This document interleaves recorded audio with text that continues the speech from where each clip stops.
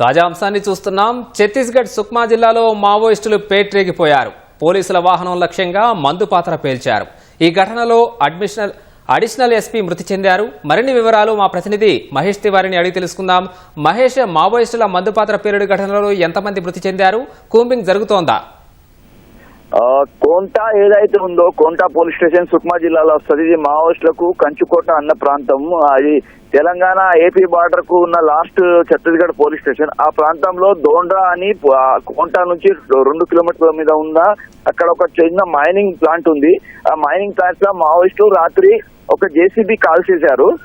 దాని తర్వాత ఆ ప్రాంతానికి ఇన్వెస్టిగేషన్ కి ఇవాళ మార్నింగ్ అడిషనల్ ఎస్పీ ఆకాశరావు గిరిపుంజే తర్వాత సుక్మా కొంత సిఐ వాళ్ళిద్దరు అక్కడ వెళ్లారు.